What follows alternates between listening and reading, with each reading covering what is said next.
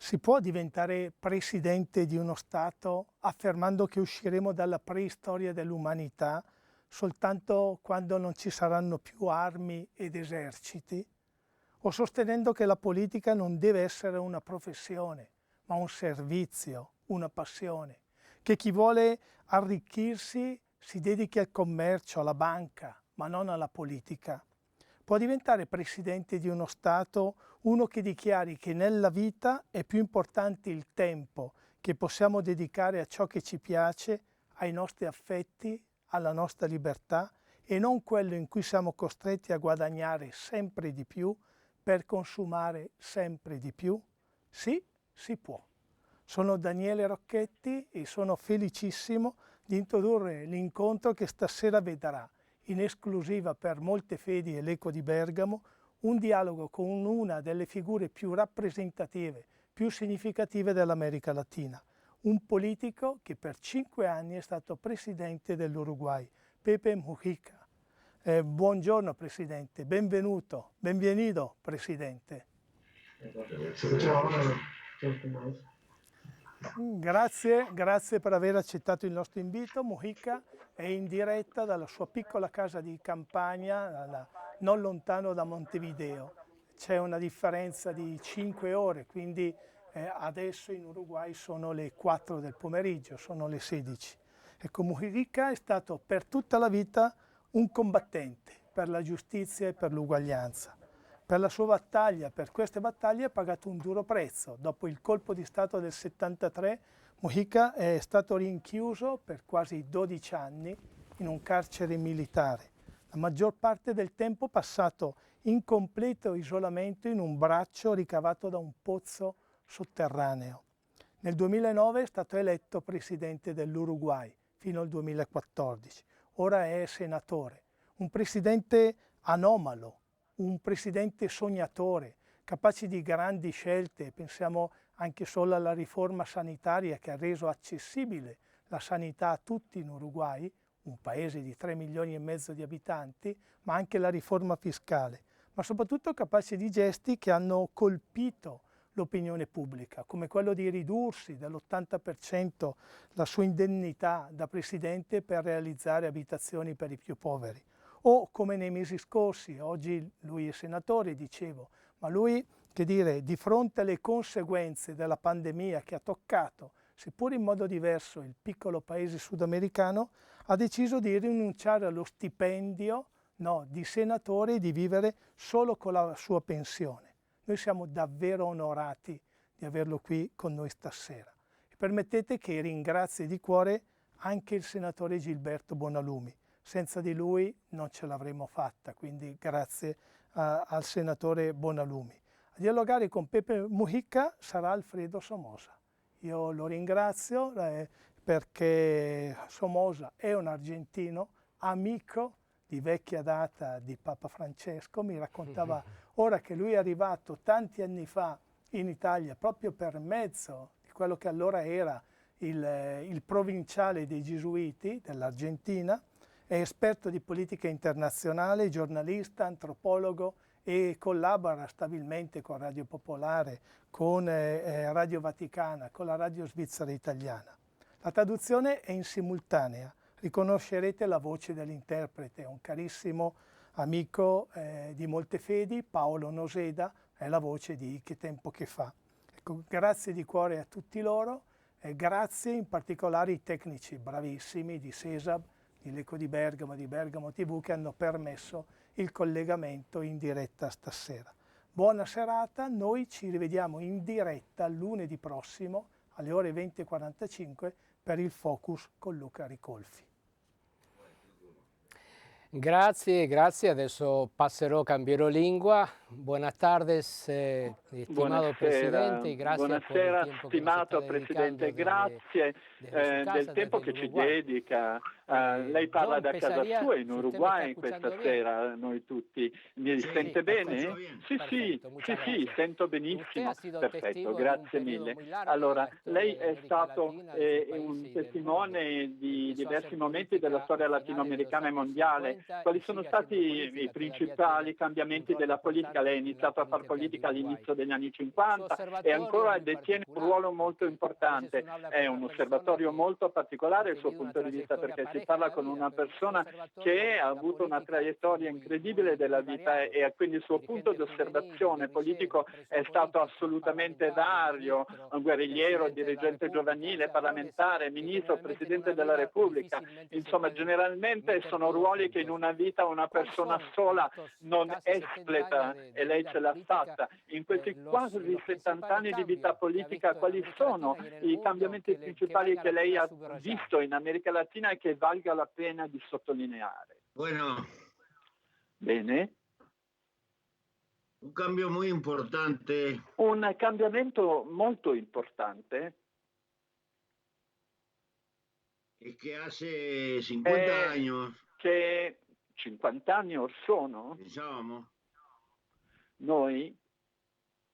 Che cambiando las relaciones de pensavamo che cambiando i rapporti fra produzione e distribuzione probabilmente saremmo probabilmente arrivati ad avere un pochino di miglioramento nell'umanità. E ideologica, questa visione ideologica ci ha permesso di parlare e di affrontare ciò che noi pensavamo fosse la cultura, alla fine fosse davvero un fenomeno determinante.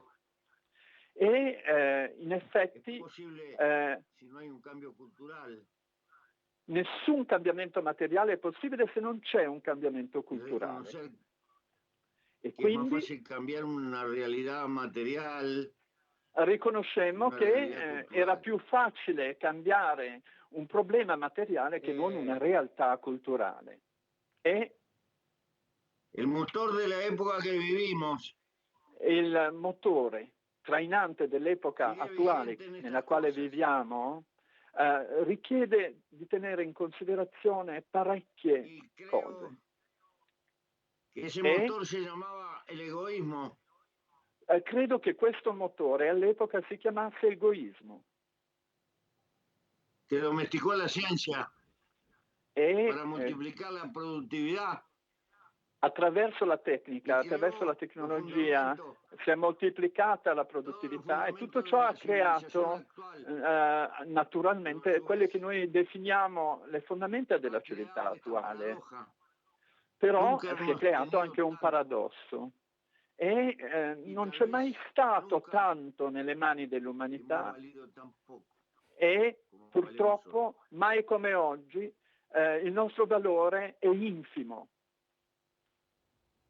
Non so se mi entiende. Sì, no, se entendió non so se mi capite perfettamente. Ecco, sì, abbiamo capito perfettamente, certo. E dal momento che abbiamo affrontato il tema di quello che valiamo oggi rispetto a quanto possediamo, quanto abbiamo, lei ha sempre criticato un pochino moderna dei consumi. È una critica che di fatto è stata mossa in passato e anche contemporaneamente adesso. Per esempio quello che lei dice mi ricorda ciò che dicevano i miei nonni, ma è anche molto moderna ed è anche un po' contraddittoria, soprattutto quando si parla del valore del tempo, della vita, della propria libertà. In effetti noi, come dire, mettiamo tutto sull'altare del consumo.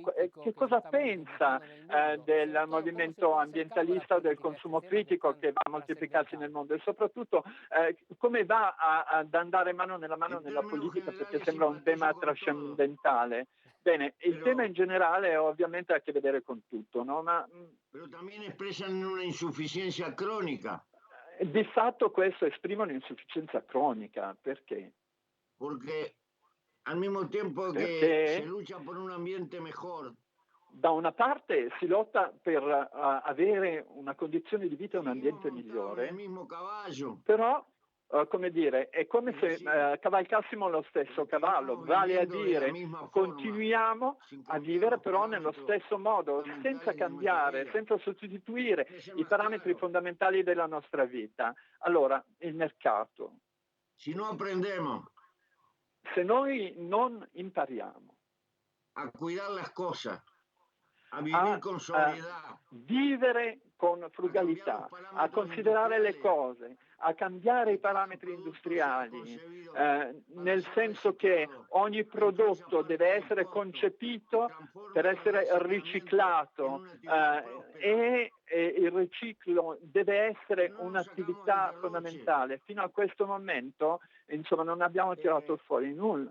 Y eso está motivado porque la sociedad dobbiamo tutti attivarci perché la società non segua più semplicemente l'accumulo, ma di fatto teniamo in considerazione gli agenti dell'acquisto permanente, che è la cultura che permea la nostra società. Se noi non cambiamo questo, l'ecologia o la tecnologia che vogliamo applicare e continuiamo a vivere con questa idea di produttività, il nostro pianeta non resisterà e sarà l'uomo a pagarne le conseguenze. Soprattutto la pagheranno le generazioni a venire.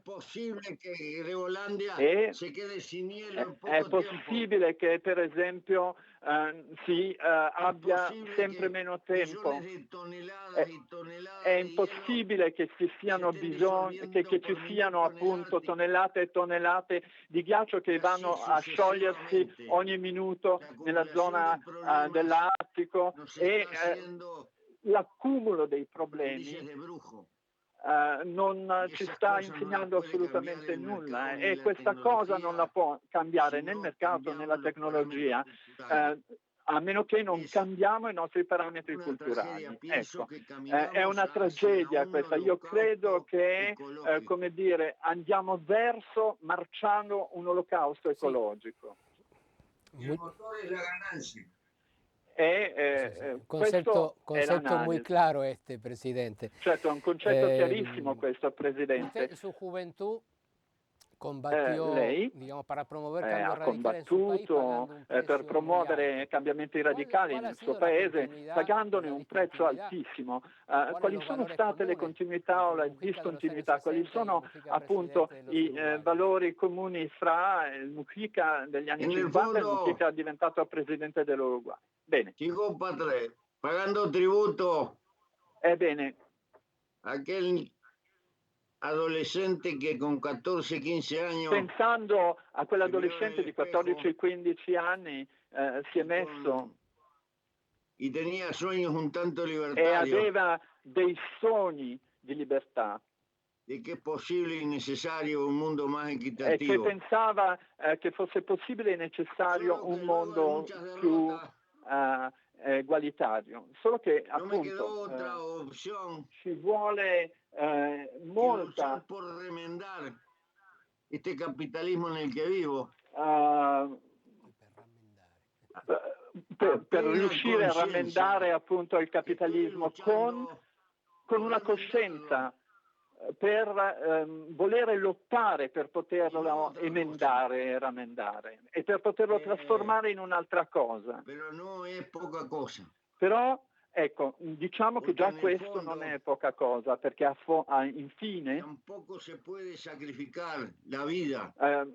si può sacrificare anche un po' la vita e che le generazioni possano vivere con un'utopia che sia o non sarà, che si verificherà o non si verificherà, quando ovviamente si ha una sola vita da vivere che trascorre. Noi dentro di noi abbiamo i figli dei lottatori, abbiamo una specie di misticismo dentro di noi.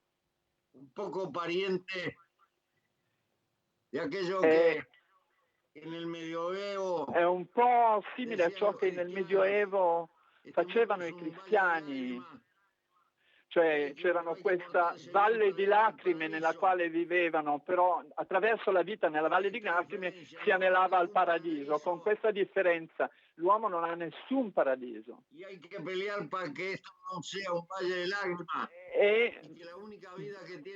L'unica via che hanno le persone da seguire è quella via che porta almeno a un pochino di felicità e ovviamente essere degli esseri umani. La traigo un poco más para la actualidad. Parliamo un pochino di attualità, perché in questo momento stiamo parlando di una città, di una provincia dell'Italia che appunto ha un lutto fortissimo a causa della pandemia del coronavirus, che sta cambiando moltissime cose nel mondo. E poi voglio anche parlarle della situazione e chiederle che cosa succede in Uruguay, però questa è una domanda più generale. Per esempio, lei sta ipotizzando che di fatto usciremo meglio di come siamo entrati in questa crisi. Allora, si stanno accelerando quei processi che già erano in corso e che stavano modificando i rapporti fra i paesi e le persone che non sono precisamente positivi. Che cosa pensa di questa pandemia? Avremo un mondo più povero, avremo un mondo più polarizzato comunque, perché come sempre accade, il peso più brutale di ciò che si è verificato sono i più umili a pagarlo. In America Latina in effetti è un continente assolutamente ingiusto, perché qui abbiamo un nuovo milmilionario che dice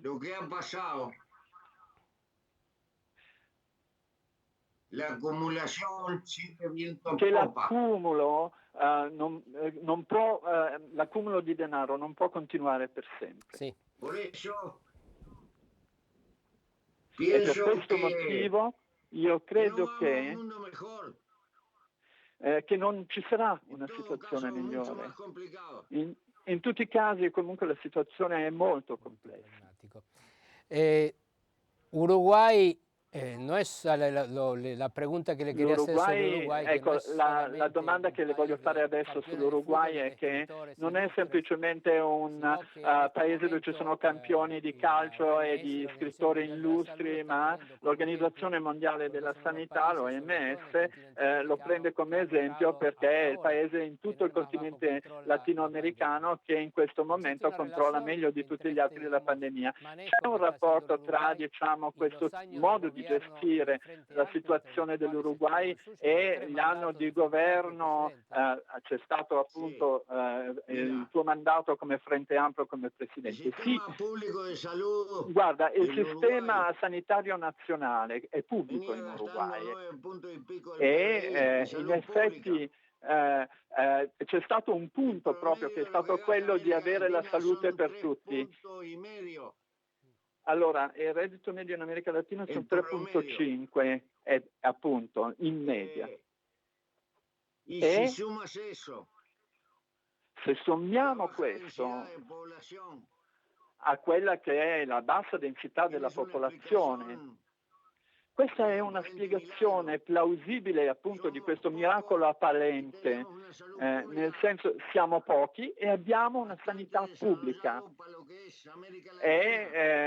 abbastanza sviluppata tenendo in considerazione la situazione dell'America Latina. Nel corso degli ultimi anni, questo neoliberalismo di nuovo non ha nulla, io lo chiamerei piuttosto liberismo. Un liberismo perché prima di me appunto in realtà c'è stata una rivoluzione da parte di tutti per quanto riguarda i meccanismi che componevano la sanità pubblica e in effetti non è che si può inventare dalla sera alla mattina quello che di fatto non esiste realmente. sì, si possono comprare i respiratori, però se hai bisogno di 3-4 infermieri per ogni singolo paziente per poter usare questi appunto presidi medici per l'America Latina, c'è ovviamente un grandissimo problema strutturale per affrontare questa realtà, e in questo panorama l'Uruguay di fatto ha avuto una situazione decisamente migliore. Además, e poi el gobierno estuvo acertado, se tomaron medidas a tiempo. E noi ci siamo mossi per tempo, expectante, esperando. E abbiamo se tomaron políticas de aislamiento rápidamente. Ecco, non ci siamo seduti ad aspettare, ma abbiamo avuto una reazione rapida alle cose che stavano succedendo. Però stiamo praticamente assediati e questa situazione continuerà.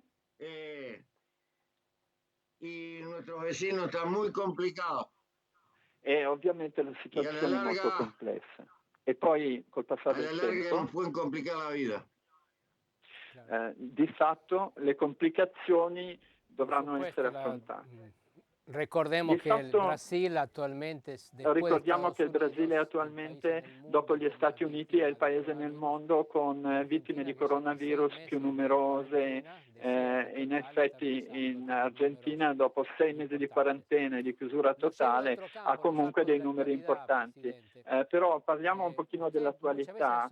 Allora, molta volta lei, insieme al suo connazionale Edoardo Galeano, che abbiamo incontrato in Italia un po' di anni fa, è venuto qui ed è conosciutissimo nel nostro paese, ci lasciò. Galeano parlava, e anche lei, della dimensione dell'idealità della politica, le idee, il valore dell'idealità. Insomma, Emiliano parlava appunto della idealità repubblicana, delle idee repubblicane l'ultima volta che è stato qui. E lui parlava anche dell'utopia come orizzonte verso il quale camminare. Esiste oggi nell'ambito della politica mondiale o diciamo una idealità nella politica mondiale? C'è spazio oggi per gli ideali, per le idee nella politica? Parecería que no. Beh, io direi di no. Pero yo pienso que sí. Però io penso che sì. La única cosa que he encontrado l'unica cosa che si trova bastante diseminata e in comune e che c'è in comune un inconformismo latente, è una mancanza, è un conformismo latente nell'ambito università contemporanee, delle università contemporanee. In Tokyo. L'ho visto a Tokyo, l'ho visto dappertutto, l'ho visto in Messico, l'ho visto in Brasile. Ecco, questa cosa l'ho notata dappertutto. Il mondo ha bisogno di formazione universitaria,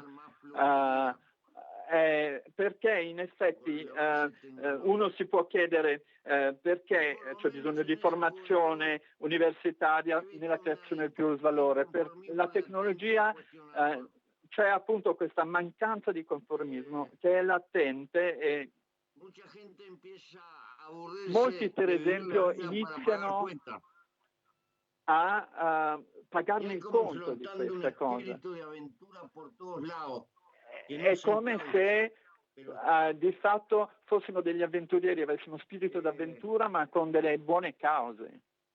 Y a pesar de todos los pesares, e bisogna tenere in considerazione che tenendo in considerazione questo peccato originale che colpisce le cattive condizioni di vita del genere umano e al quale non mi conformo, perché non riesco a capire l'idea che tutto sia puramente mercato, trasformato in mercato, e che ci siano tantissime persone che passano la maggior parte della loro vita a cercare di migliorare un pochino la società rispetto a quella nella quale abbiamo vissuto. Ebbene, Questo ha a che fare con l'essenza dell'uomo. Però non solo è razionale. C'è una cosa razionale anche da tenere in considerazione, non così tanto quanto biologica come considerazione. Usted se siente un politico anomalo, Presidente? Lei si sente un politico anomalo, Presidente? Sì. ¿Ha encontrado otro como usted? No, io non sono un politico, no. No. No, sigo siendo un luchador social. Mi sento un lottatore cruciale. Bueno, y le pregunto por una persona que seguramente usted ha conocido. Una domanda per una persona che sicuramente lei ha appunto incontrato e ha conosciuto, che ha fatto una cosa molto importante nella storia della Chiesa Cattolica, che per la prima volta appunto c'è stato un Papa latinoamericano, non europeo ma latinoamericano specificamente. Allora, che idea ha appunto di Papa Francesco di Bergoglio quando l'ha incontrato? No, non sono gli latinoamericani. Attenzione. Usted comprenderà. Capirà una cosa, che la monarchia, la forma di monarchia più vecchia che c'è nel mondo, e allora cambiare questa idea di monarchia non sia facile. Sì, lo comprenderé. Ecco, se lo capisci. Lo considero un latinoamericano amico. Allora, lo considererei un latinoamericano amico, anche se non sono credente.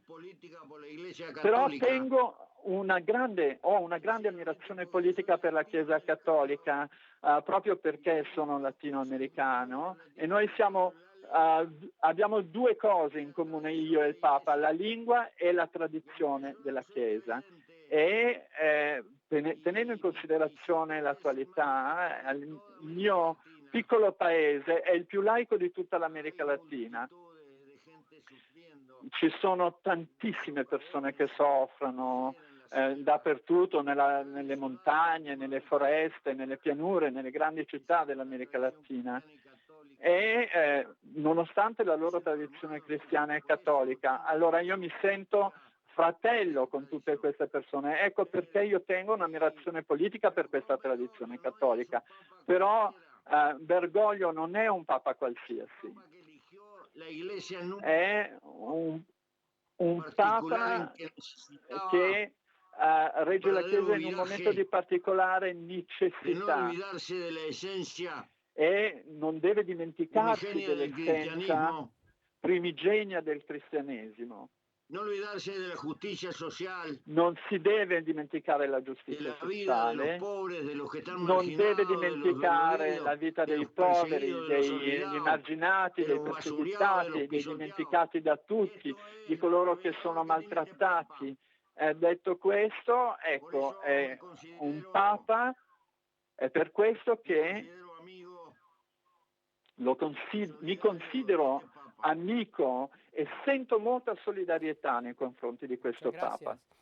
Grazie. La politica latinoamericana está bastante caratterizzata. La politica latinoamericana è abbastanza caratterizzata da cicli che caratterizzano appunto questo continente. C'è stata appunto l'epoca delle dittature militari nel 70, poi la svolta democratica, poi il periodo appunto neoliberista, poi l'arrivo al governo, l'avvento al governo di un governo progressista come il suo in Uruguay o in Venezuela o in Bolivia o in Cile, naturalmente diversissimi l'uno dall'altro, però tutti più o meno con una visione comune.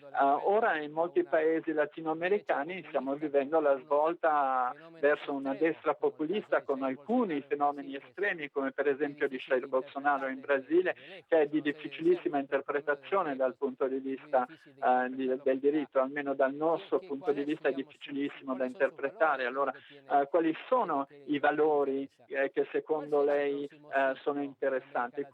Che cosa sarà il prossimo ciclo dell'America Latina? Quale sarà il motore del prossimo ciclo politico latinoamericano? Desgraciadamente, in America Latina il ciclo dell'internazionalità è sempre stato molto pregnante, perché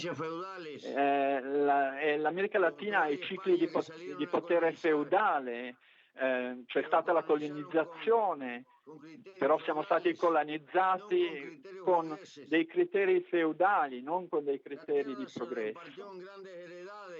E in effetti ci furono grandi generali e in effetti dopo l'indipendenza c'era da organizzare un paese, perché era di fatto molto importante comunicare con l'Europa e intrattenere i rapporti con l'Europa, e noi tutti eravamo decisi appunto a far parte del mercato mondiale, ma quando le materie prime valgono poco, abbiamo sofferto periodi naturalmente di retrocessione, di passi indietro, e in effetti questo l'abbiamo vissuto anche noi, perché l'indipendenza non è solamente quella economica. Le nostre classi sociali, la nostra borghesia alla fine hanno una visione che è diciamo una visione troppo imprenditoriale su ogni volta che naturalmente si dovevano fare dei passi avanti dal punto di vista industriale, c'è sempre stata l'invasione straniera o della presenza delle multinazionali. Questo non è un cammino fatto da piccoli passi dove si può arrivare a ottenere dei risultati in un altro modo, e noi vogliamo vivere come quelle città dove tutte le comunità possono vivere, e non come appunto le società opulente che usano il capitale in malo modo. Bene, sì, noi abbiamo molte difficoltà, però stiamo andando piano piano arrancando verso un altro ciclo di cambiamento che io credo che comincerà in Cile e poi si diffonderà in tutta la cordigliera delle Ande. Non so che cosa succederà, però sì, ci sarà questo cambiamento. Ebbene, a Bolsonaro posso semplicemente dire buona fortuna, insomma, che faccia quello che vuole. Per quello che si può sapere, io credo che lei abbia ragione, Presidente. Ma una domanda che ha a che vedere con l'Europa. Allora, si sta negoziando appunto un accordo fra il Mercosur e l'Unione Europea che è in fase di approvazione. Come vede questo accordo? Io sono partidario di ese accordo. Allora, questo accordo mi vede un po' critico per la seguente ragione. La presenza della Cina è inappellabile e non si dovrebbe allargare di più. E non conviene una cruda dipendenza. E non conviene appunto che ci sia una dipendenza da questo mercato in quanto si impongono fatti. Allora bisogna tenere in considerazione la realtà, perché la nostra cultura è una cultura mediterranea, tutte le nostre tradizioni sono riconducibili al Mediterraneo e un accordo con l'Europa per mantenere l'indipendenza e le possibilità, le opzioni aperte. E io credo che appunto l'Europa convenga di fatto cercare di superare tutte le difficoltà, perché le contraddizioni della politica internazionale impone all'Europa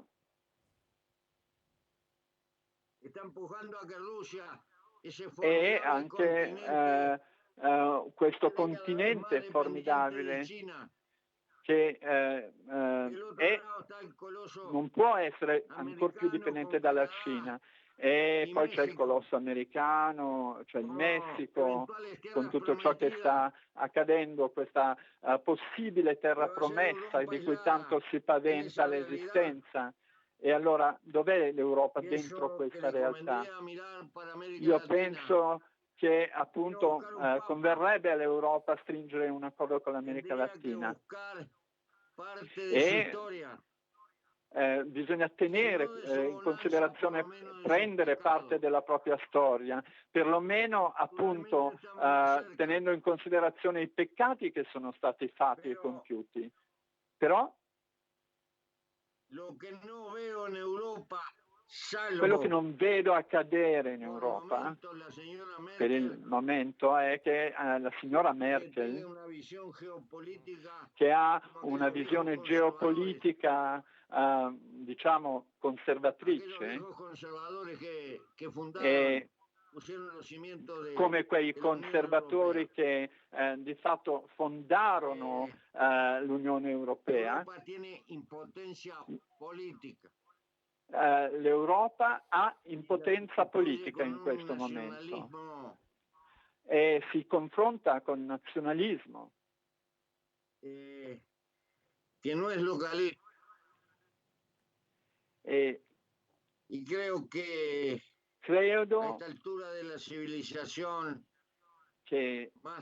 al fine questo tipo di civiltà ha più negatività che positività. Presidente, ¿qué puntos piensa que sean actuales del pensamiento socialista del cual no se habla desde hace mucho tiempo? A che punto è il pensiero socialista da molto tempo a questa parte? In generale, quali sono stati gli sviluppi? Io credo sinceramente che lo Stato moderno deve di fatto trasformarsi e più che farsi delle domande che si debba riuscire a ottenere ogni volta dei risultati per riuscire ad investire, per trovare i mezzi per poter distribuire, dal momento che il mercato né può farla questa cosa né la farà, perché a sua volta c'è una lotta per cercare di moltiplicare la capacità di autogestione del popolo. Beh, non è precisamente uno Stato che non riesca a gestire questa cosa, se non un gruppo umano che deve imparare ad autogovernarsi, e questo ha a che vedere con un fenomeno culturale. Bisogna imparare da noi stessi, bisogna farlo con responsabilità, e questo è un cambiamento culturale di massa. Se l'uomo non capisce questo, se l'uomo non lavora per l'uomo, allora, indipendentemente dalle cose che si possono fare, io credo che questo sia un campo aperto. Io non credo che si possano costruire società migliori a partire da non sviluppati.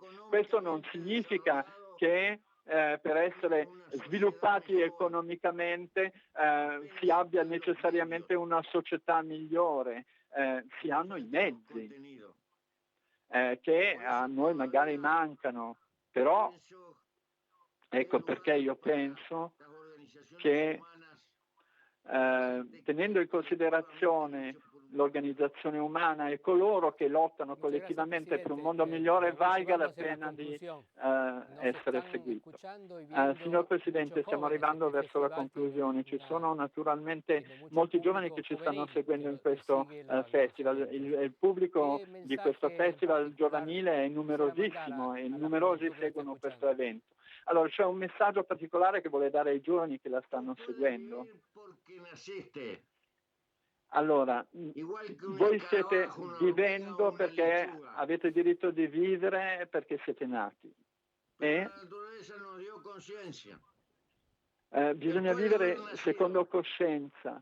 E uno può essere nato, ma per dare contenuto alla propria vita fino a un certo punto, per esempio, si può costruire, però non preoccupatevi, di fatto è il mercato che avrà il proprio corso e che voi potrete contrastare.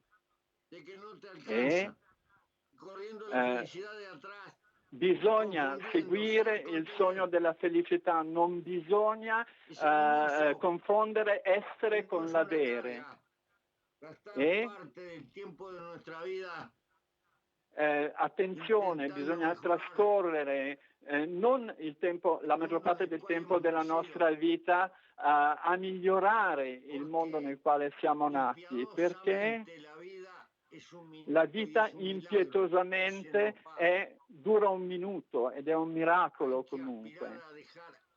E quindi bisogna riuscire a arrivare a qualche cosa.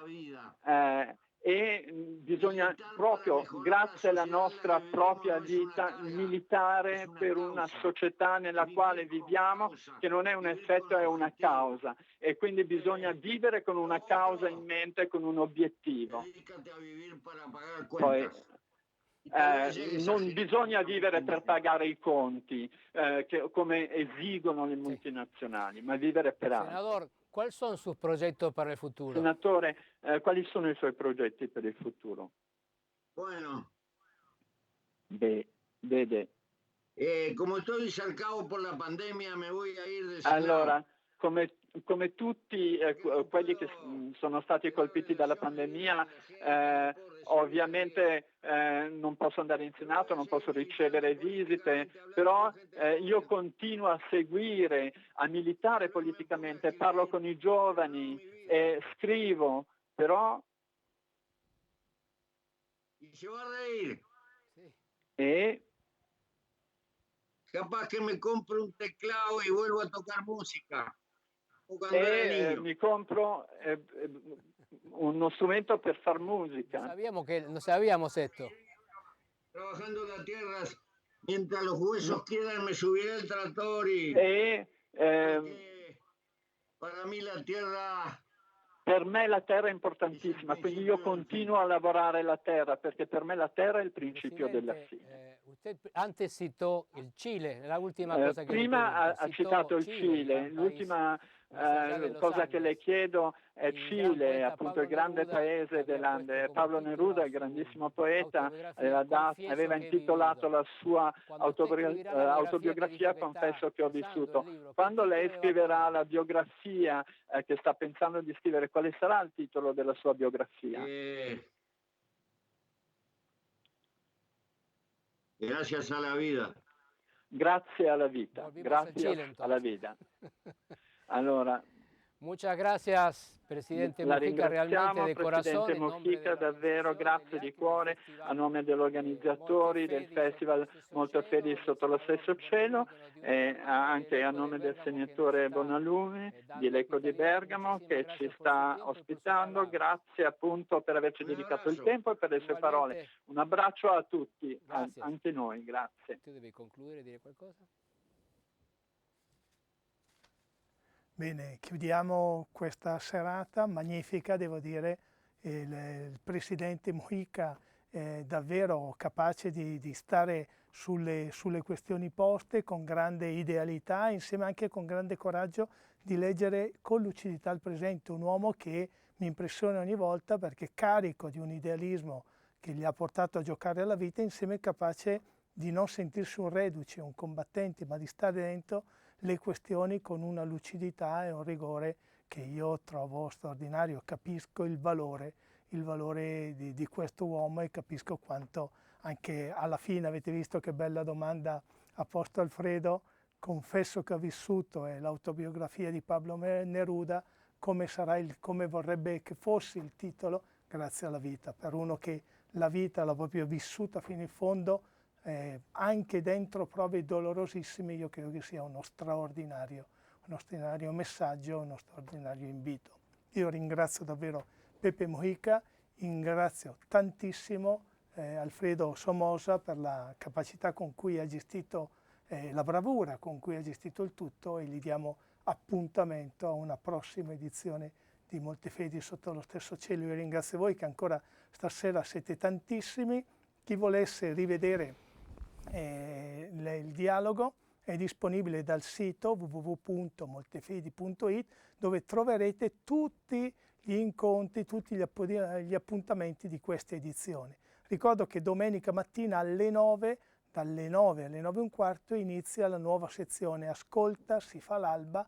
Per 9 domeniche consecutive una voce cristiana porrà alcune parole e inizierà il nostro Vescovo Francesco. Il tema che gli è stato affidato è alzare lo sguardo. Quindi iniziamo questa sezione domenica mattina alle 9, e ricordo che lunedì sera 20:45, 21:45, il secondo focus, dopo quello con Michele Serra settimana scorsa, lunedì avremo con noi Luca Ricolfi. A me non resta che augurarvi davvero la buonanotte, grazie di nuovo a Alfredo Somoza e a presto.